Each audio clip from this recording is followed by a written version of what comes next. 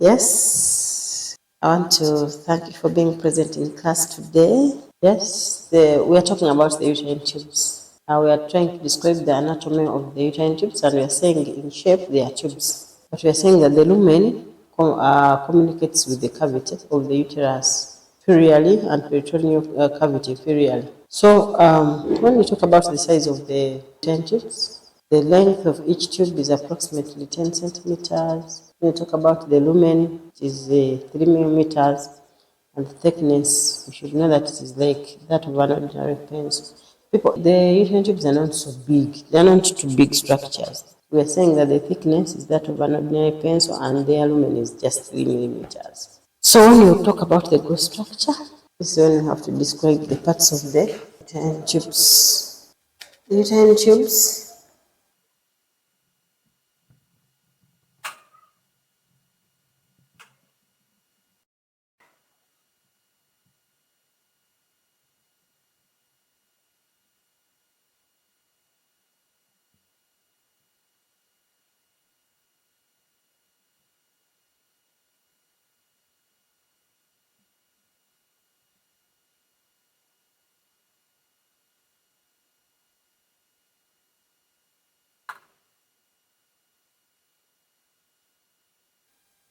So this is a diagram of the uterine tubes. We have an interstitial portion here.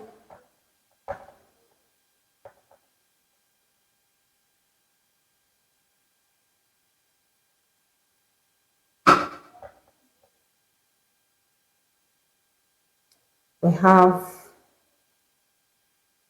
an isthmus. We have the part known as ampulla.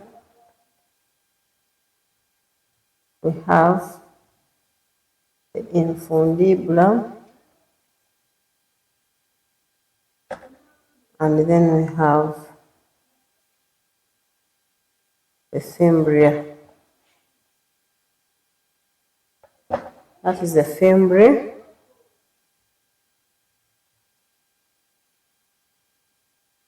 So that is the growth structure of the uterine tubes. And we need to know that this interstitial portion is measuring 1.25 centimeters. 1.25 centimeters. Then the isthmus is measuring 2.5 centimeters. The ampulla measures 5 centimeters. The fundibulum is 1.25 centimeters. And we should know that the narrowest part of the tube is known as isthmus. Isthmus is the narrowest part of the tube. And this is it. The interstitial portion is that part next to the conua. The isthmus is the narrowest. Then the widest part of the uterine tube is known as ampulla. The work of the fimbria is to engulf the ovum or oocyte case it is ovulated out. That is the growth structure of the uterine tubes. So when we talk about the microscopic structure of the uterine tubes, we know that it is made up of a lining of ciliated epithelium. The uterine tube is made up of ciliated epithelium in its inner lining. Then it has what we call a muscle structure. By the way, people, uterine tubes are also made up of muscles, much as they are small structures or small organs. Then it has a connective tissue that supplies it. So the lining of ciliated epithelium is the inner layer. It has the follicles from inside out. I told you when I'm teaching, I always teach you from a structure inside to the structure outside of that organ that I'm talking about in obstetric anatomy. It has the lining of ciliated epithelium, which forms a lining of the tubes, and this lining aids passage of the ovum to the uterus. Now, this epithelium that is ciliated is arranged into folds known as, let's see, those are the folds that are found in the uterine tubes, and the work of the plexi is to sweep, because it is ciliated, it sweeps all the substances that are passing through the uterine tubes, and it sweeps it peristaltically like that. So that is the innermost lining. So in case a sperm is passing through the tube, it passes it peristaltically, and when the ovum is also passing, it sweeps it through the tubes in a peristaltic movement. A layer of connective tissue. The epithelium has to be supplied, the cilia have to be supplied. So the next layer is a layer of connective tissue. Then we have a muscle coat, which is arranged into 4 layers. We have the circular muscle fibers, which are numerous near the fundibulum, and then we have the longitudinal muscle fibers inside the tubes. Okay, we have now a 4th layer, because I said there are 4. We have said it has the ciliated epithelium, the connective tissue, and the muscle coat. The outer one is the peritoneum, which is the 4th layer, and it is the peritoneum of the broad ligaments that hang over the tubes in that position. So if we are to draw a diagram of the microscopic structure of the tubes, this is how we draw the diagram. My learners, we can draw ciliated epithelium. In case a uterine tube is cut through, what are you able to see with a microscope? Under a microscope, you'll be able to see ciliated epithelium like that is found into the uterine tube. And then we are going to find another layer. We said the other layer is a connective tissue. So this is the other layer, is the connective tissue. It is the next layer after the ciliated epithelium. That is the connective tissue. Then we have a muscle coat. So remember in anatomy, when you're told to draw muscles, you draw them with lines. So this is a muscle coat of the cervix, like that. Muscle coat, all these ones are muscles. After drawing the muscle coat, then you have to include the outer layer of the uterine tubes. The outer layer of the uterine tubes is that one. And we have called it the peritoneum. So let's try using our diagram. Ideas. We have the peritoneum, then we have the muscle layer, and we said for the muscles we have longitudinal plus circular muscle fibers. Then we said we have the connective tissue. Why connective tissue? When I talk about connective tissue, I mean blood vessels, lymphatics, and then the blood vessels. Then we have the ciliated epithelium here. This is the ciliated what? Ciliated epithelium. So this is the microscopic structure of the microscopic structure of the uterine tubes. Okay, that is it.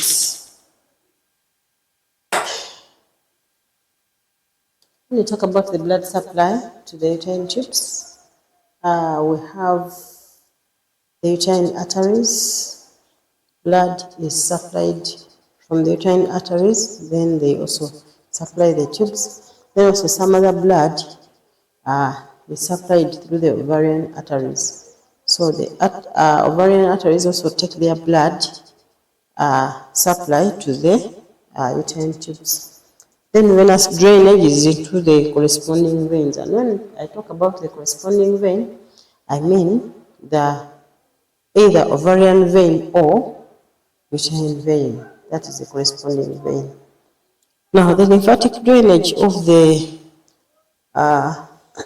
uterine tubes, we have the lumbar glands and then the innervations by the ovarian plexus. Yes, but we also said that these tubes have to be held in position by ligaments, and we have infundibulopelvic ligaments that help to hold them in position. We also have broad ligaments and others, but those are the main ligaments. Now, finally, we have to look at the functions of the uterine tubes. Yes, it forms a canal through which the ovum and the sperm can pass. What else? Yes, fertilization takes place into the tube and takes place into the ampulla, which is the widened out portion of the uterine tubes. Yes, also commencement of early development of the fertilized ovum takes place in the tube. Commencement of the early development of the fertilized ovum takes place in the tube. What do I mean here?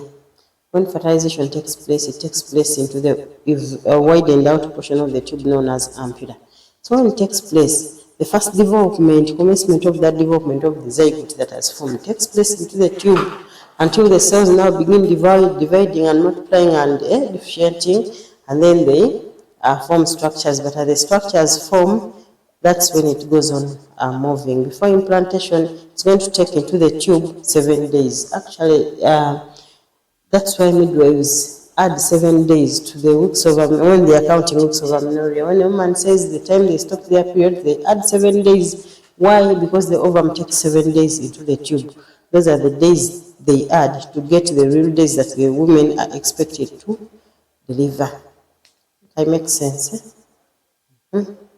So, lastly, female sterilization takes place in the tube. And when I talk about female sterilization, that is when the tubes are cut, they are ligatured and cut, such that there is no more connection between their lumen and the uterus, such that somebody cannot conceive anymore, and the uterus cannot encourage any embedment anymore, because there is nothing that will pass through the tube. The tube was cut and blocked, sterilized. Those are the functions of the tubes. And lastly, the relations. What are the relations of the tubes? Anteriorly, we have the intestines and the peritoneal cavity. Posteriorly, we still have the intestines and the peritoneal cavity. Because remember, they are like this, so they are intestines in here, around where they are. And then we have superiorly the peritoneal cavity still, inferiorly the broad ligaments and the ovaries. Then we have laterally the follicular to pelvic ligaments, and then medially, if these are the uterus, medially, if these are the uterine tubes, medially, the relation is the uterus. Let's now look at the important gynecological conditions associated with the uterine tubes, such that you can be able to understand them after understanding the anatomy of the tubes. Now, the tube can get narrow, and when it gets narrow, the woman can have ectopic pregnancy. It can become short, and then a woman it can become longer, very long, a long tube, and that can cause ectopic pregnancy. So, this may result into removal of these tubes. But also, the other gynecological condition is cystitis. Since the tubes have a lumen, they can receive infection from the vagina into the cervix, through the cervix and uterus, and then it can get infection, for example, gonorrhea and the other sexual transmitted infections. So they can enter the tube, and then a woman gets salpingitis, which is an infection of the uterine tubes. So I'm not teaching gynecology now, but I want you to attach these conditions to the anatomical parts that we are talking about, such that importantly you clean your vulva very well and make sure that the vulva are clean. You make early detection of the abnormal vaginal discharges such that you don't allow the infections to ascend into the vagina. Yes, those are the gynecological conditions of the vagina. Thank you. Find questions. I can find questions on my email. I'm able to respond. And find questions still on my WhatsApp. I can still respond. And thank you for listening to me. And in the next show up, in the next showdown, we shall have to look at the ovaries. God bless you for now.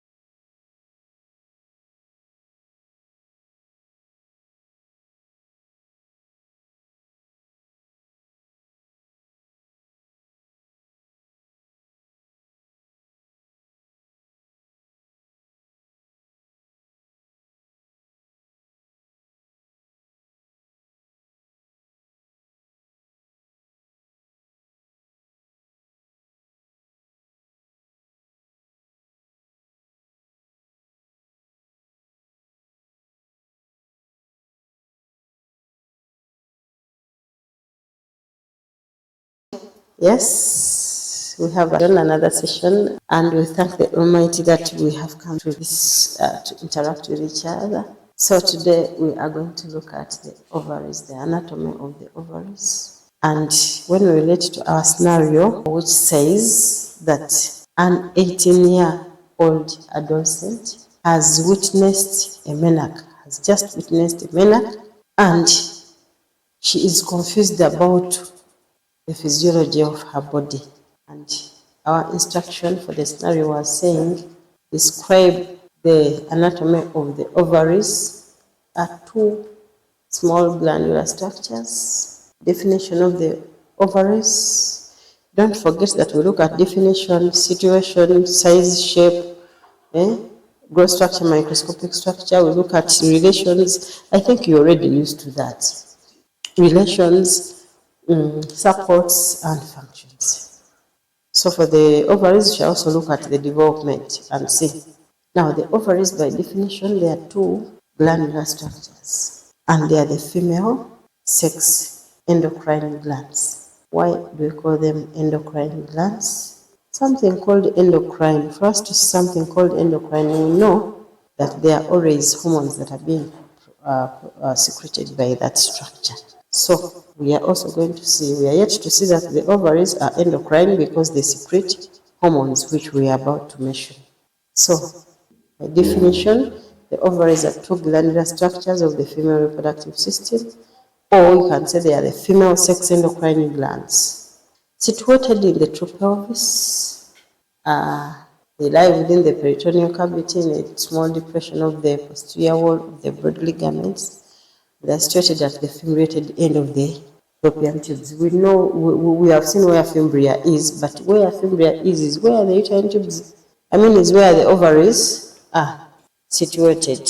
They are attached to the upper part of the uterus by the ligament of the ovaries and the back of the broad band of tissue known as mesovarium. So, I want to illustrate if I was the uterus and these were the uterine tubes. They are attached to the uterus here by a broad band of tissue known as mesovarium. So, if these are the ovaries and this is the broad band of tissue, okay? So they attach them to the uterus like that. So that's where this situation is. The shape, they are oval in shape. This is a structure of the ovaries and it is oval in shape.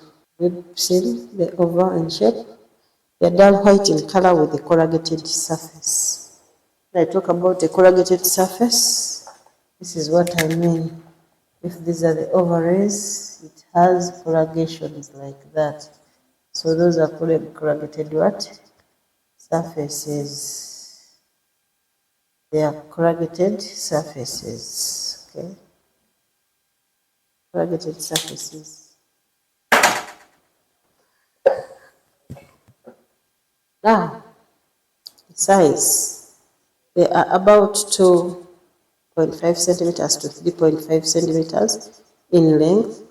And then the width, this is the length, this is the width. Okay? They are always like this. This is the length, this is the width. The width is always 2 centimeters, and then the thickness here is 1 centimeter. They are 1 centimeter thick. Now, when we talk about their development, the ovaries develop from germinal ridges on the posterior wall during fetal life, and they descend in the pelvic cavity the same way the tests do in the males. And when we talk about their growth structure for the ovaries, the growth structure, we shall look at the growth structure, that it has corrugated surface and the mesovarium.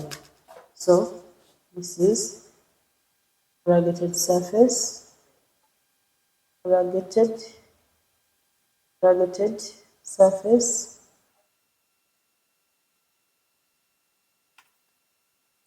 These are corrugated surfaces, surface, and then this one is the mesovarium. This is growth structure. So when we talk about the development of the ovaries, let's look at the ovary from birth to puberty. From a baby who is born today to the time she will be at puberty. How will the ovaries be? The ovaries are going to be smooth, small, dull white, and solid in consistency. They're going to be solid in consistency because they're not going to have any fluid in them. But when you look at the one during the menstrual phase, it's going to become larger and irregular on the surface. It's going to be more of an almond or walnut. It is going to be more of a walnut than an almond structure. But during the menstrual time, they become irregular and larger. Why? Because follicles are now growing into them, inside them. And when the follicles grow, they rupture. When they rupture, of course, there's going to be a fluid that is going to be produced, poured out. So that is why it is not solid in consistency, like from birth to puberty, but during the menstrual time, they are irregular and large and not solid in consistency. Therefore, there is a fluid when they rupture. Now, when we talk about the postmenopausal phase, how will the ovaries be? The ovaries are going to become smaller and they're going to shrink and shrink and shrink, and they're going to be covered by scar tissues where month after month the graafian follicles had ruptured. So that's from postmenopause, from menopause to postmenopause. When you look at the jajja, the grandparents, which ovaries do they have? How do they look like? They are very small and they are shrunken. Why? Because there is no more production of any graafian follicles. There is no more growth and development of graafian follicles, no production of ovary or of the ovum, and no secretion of hormones. So that's why they shrunken and they are small. Now let's talk about the microscopic structure of the ovaries. The ovaries are made up of two important structures. We have the medulla, and then we have the cortex.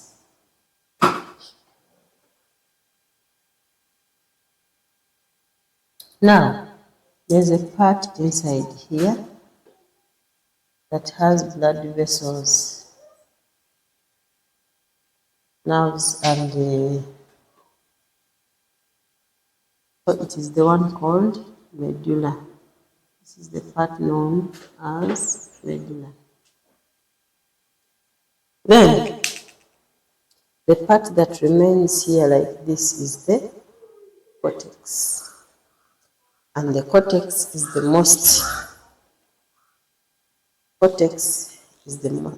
functional part of the ovary. I'm yet to explain why it is functional, but still it is good for us to know that the ovaries have two layers, as the germinal epithelium and the tunica. This is the germinal epithelium,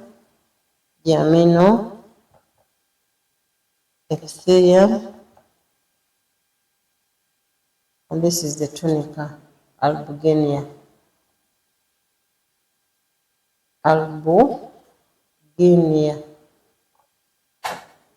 Now, I have said that the ovum is comprised of two important parts, the medulla, where the blood vessels, lymphatics, and nerves are inserted. I've showed you the medulla here. The whole of this is the medulla. And then it has the cortex, which is the functional part, and it is the rest of this part. Now, I want to explain why it is the most functional part of the ovary. The cortex is the functional part of the ovary. One, because it is where graafian follicles grow. It is where the mature graafian follicle ruptures into an oocyte, which is where the shell that has remained, called corpus luteum, degenerates or regenerates into corpus fibrosum and corpus albicans and corpus fibrosum. So, functional part of the. So we have graafian follicles.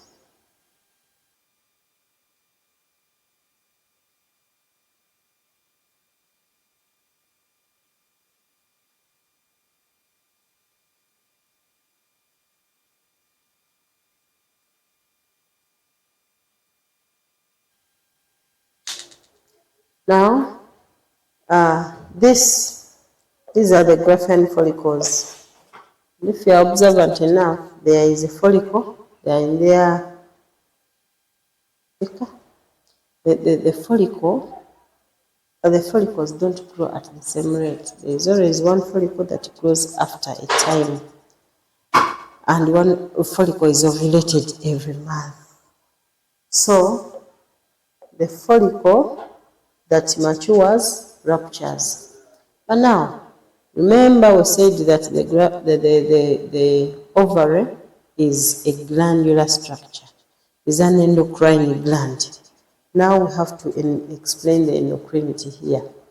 We need to know that when the body detects, when the brain detects that the body is big enough to start reproduction, is the hypothalamus that detects. And when it does that, it sends its information into the anterior lobe of the pituitary gland, and that anterior lobe receives information through the luteinizing hormone releasing factor or luteinizing hormone releasing hormone to deliver that information.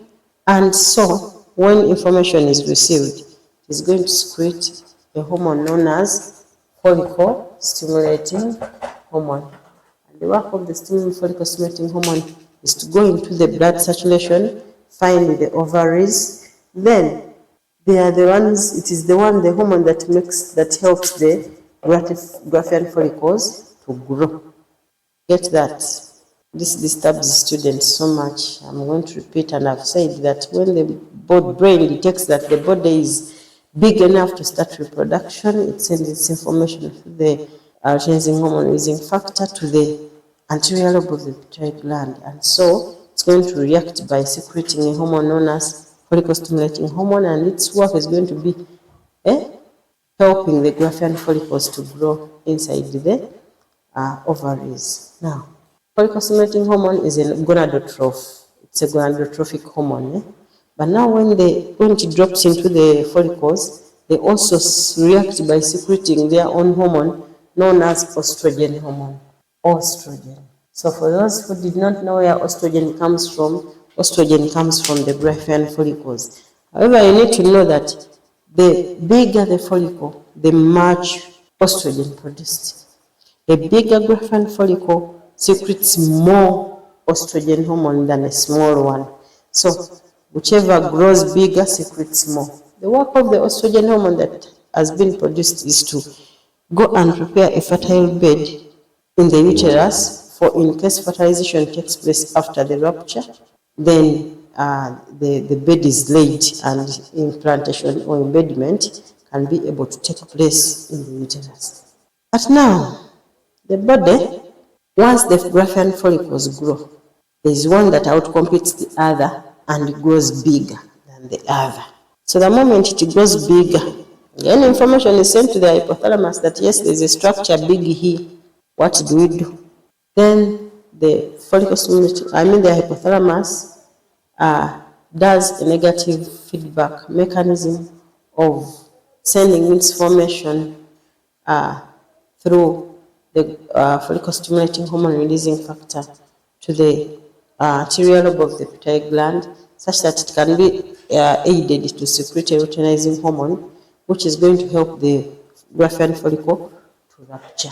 Now, for the people who use luteinizing hormone test strips to recognize fertility in their fertility times of the cycle. That is when they can test, and the strip is going to show the test line and control line positive, meaning that the ovum is there and has been ovulated. So if one wants to achieve pregnancy, yes, marital relations can take place. If one does not want to conceive, then they can avoid intercourse, sexual intercourse, and don't take place. So, but when the anterior lobe of the pituitary gland secretes a different hormone, that is called a negative feedback mechanism or a negative feedback loop. But if you could remember, I said the learning with me, I have once said the gonad, which is the endocrine gland that I'm talking about as the ovary, is controlled by the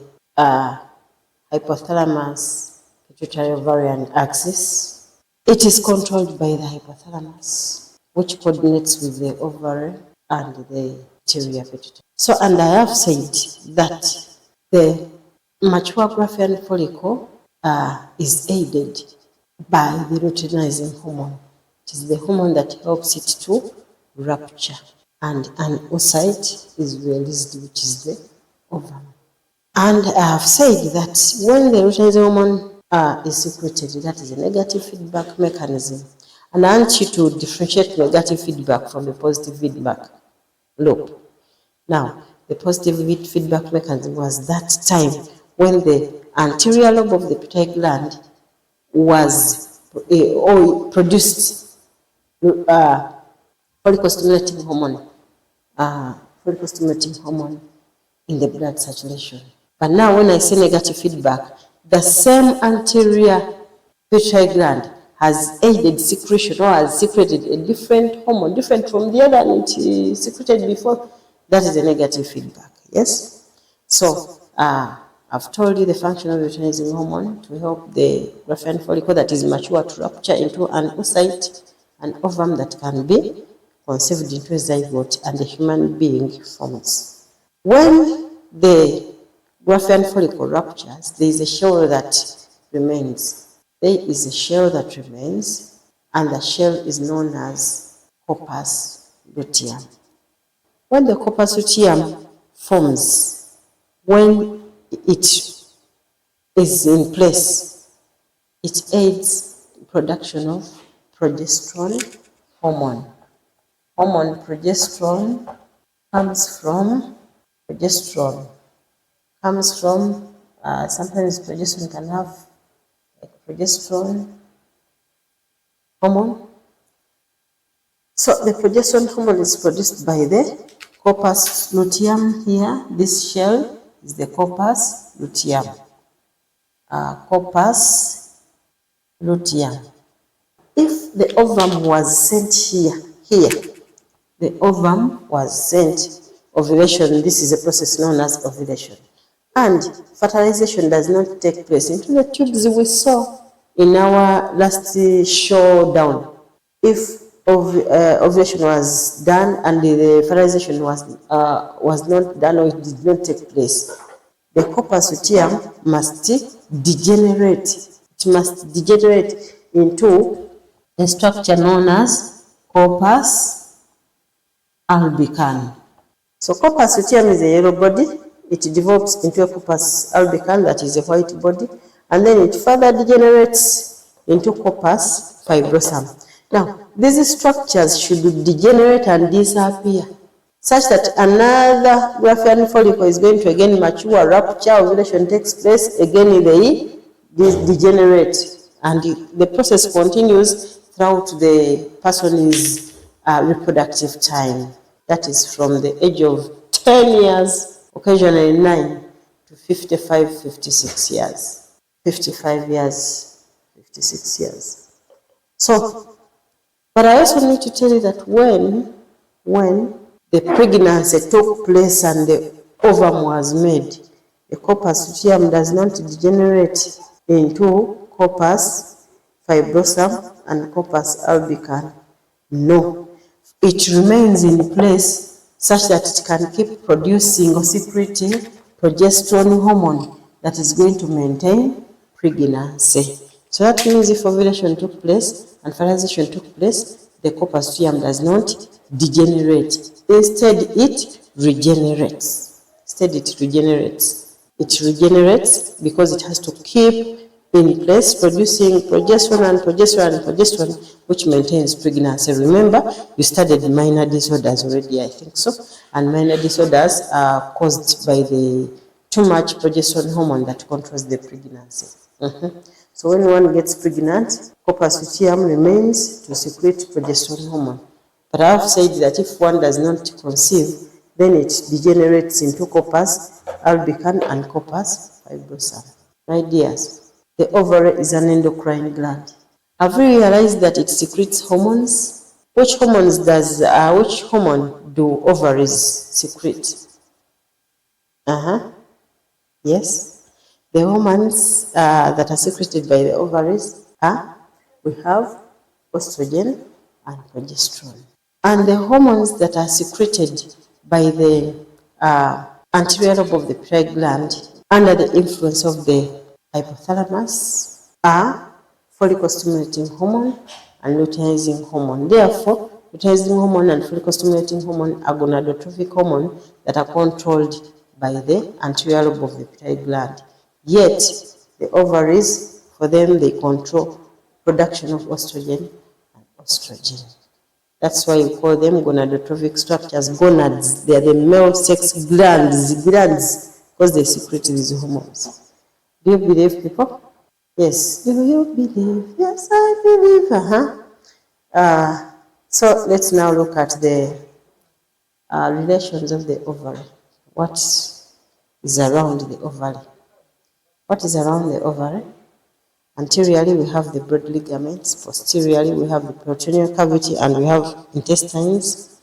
Medially, we have the body of the uterus and the ovarian ligament. Laterally, we have the vertebral pelvic ligaments.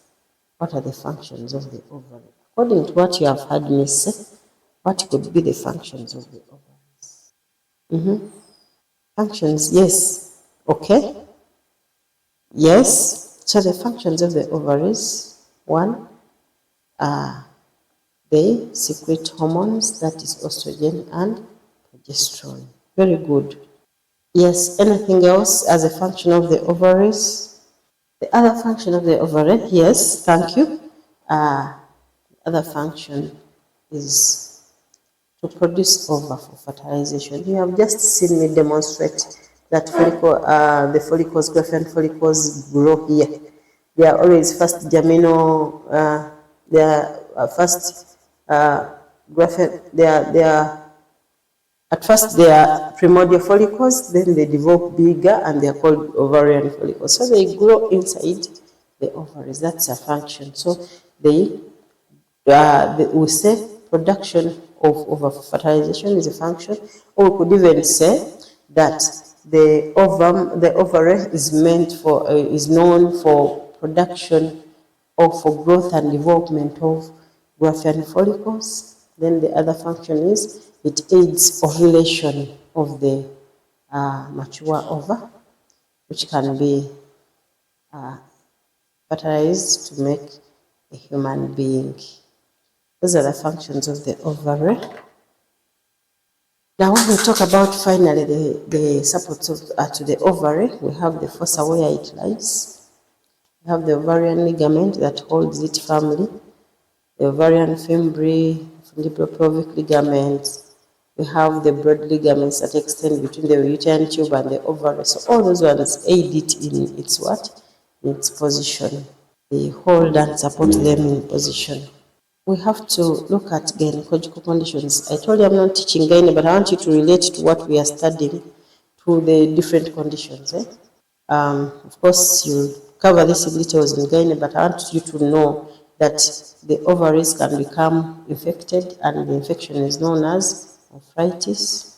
The ovaries can aid pregnancy, such that the fertilized ovum does not leave the ampulla, it grows there, or even any other part of the uterine tube, such that a woman gets ovarian pregnancy.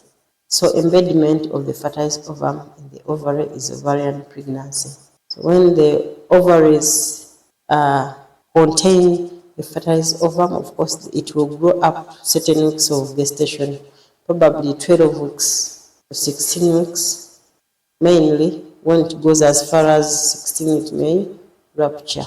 And that is a very, very serious emergency that a woman, if not helped quickly, she may lose her life because the tubes rupture, they can cause shock and bleeding and many other conditions again.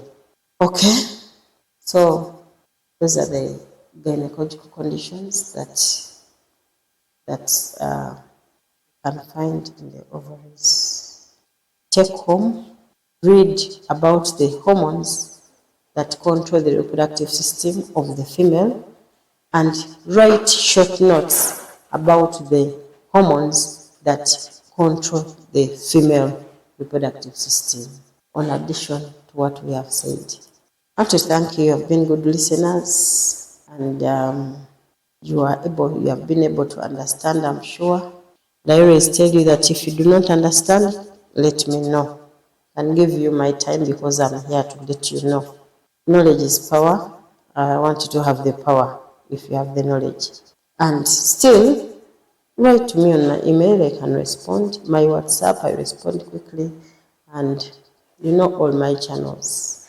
Thank you for being good viewers and good listeners. God is there for us. Yes, thank you for listening. I'm still Sister T. God bless you. Thank you.